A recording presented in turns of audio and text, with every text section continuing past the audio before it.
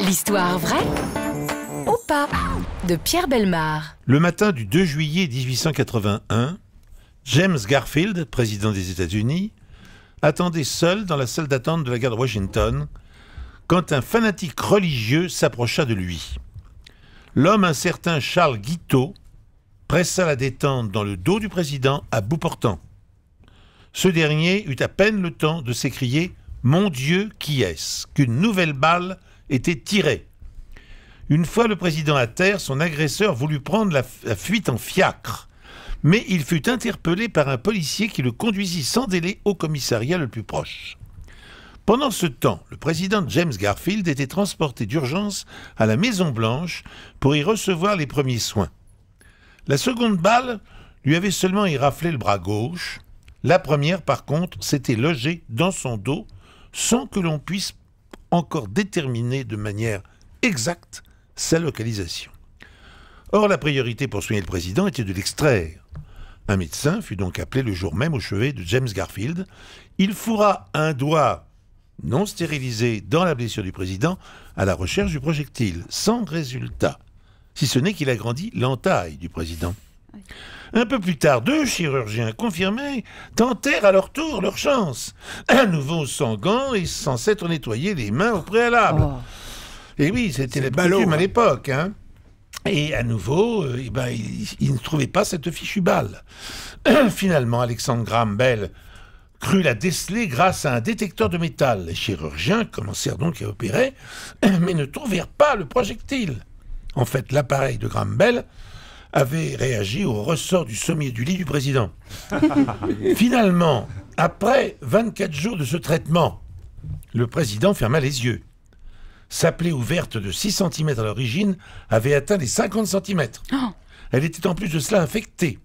Lors de l'autopsie, le médecin découvrit que la balle s'était logée dans un endroit sans risque, loin de l'épine dorsale, et que le président aurait probablement survécu à cette blessure si le corps médical n'avait pas fourré son nez et ses doigts dedans. Oh.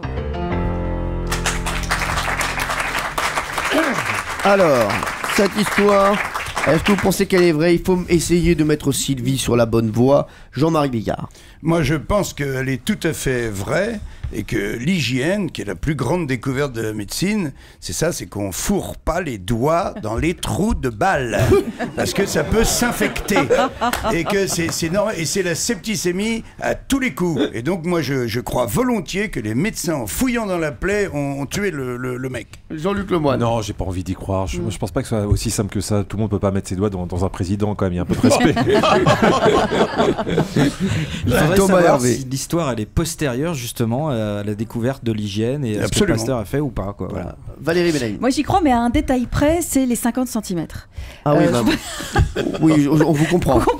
Qu'on passe de 5 cm à 50, ça me semble énorme. 10. Ou de 10 à 50, de 10 à 50, ça me semble énorme. Il a un gros doigt, le docteur. Ben voilà, parce que là, c'est vrai que voilà, c'est ce petit détail qui me chiffonne. Ça peut chiffonner. Ouais. Jean Pruvot, notre invité. D'abord, moi, je suis toujours troublé par les histoires de Pierre Bellemare parce qu'il illustre parfaitement un fabuleux mot qui était le dupeur d'oreille au XVIIe siècle, c'est-à-dire celui qui disait si bien les choses qu'on y croyait. C'est ça. Alors bon, moi, j'y crois dans un premier temps. Mais c'est vrai que les 50 cm, le doigt, le pouce, le bras, oui, ça fait beaucoup. Ça fait beaucoup. Sylvie, on ne sait jamais. Hein. Peut-être que cette histoire est vraie. Qui allez-vous écouter? C'est pas simple parce qu'effectivement ça pourrait le faire. 50 cm, moi j'ai tilté aussi. Je suis en train de faire des mesures savantes avec mes doigts là sur ma table. 50 cm. Je vais garder ma première intuition. C'est dommage parce que je voudrais gagner avec Pierre, mais je vais garder mon intuition. Je vais dire que c'est pas vrai. Très honnêtement, nous sommes à une époque où encore l'hygiène n'existe pas, les gens ne se lavent pas les mains pour opérer, enfin c'est absolument inimaginable. En Autriche règne la fièvre puerpérale parce que les femmes sont accouchées avec des messieurs qui ne se lavent pas les mains les accoucher, c'est inimaginable.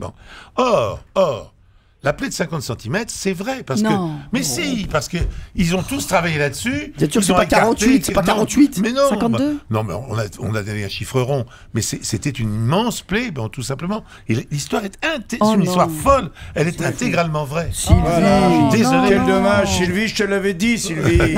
Oui, Jean-Marie l'avait dit. Sylvie, on est désolé. Europe 1. Les pieds dans le plat. Tous les jours, 10h30, 12h30. Cyril Hanouna.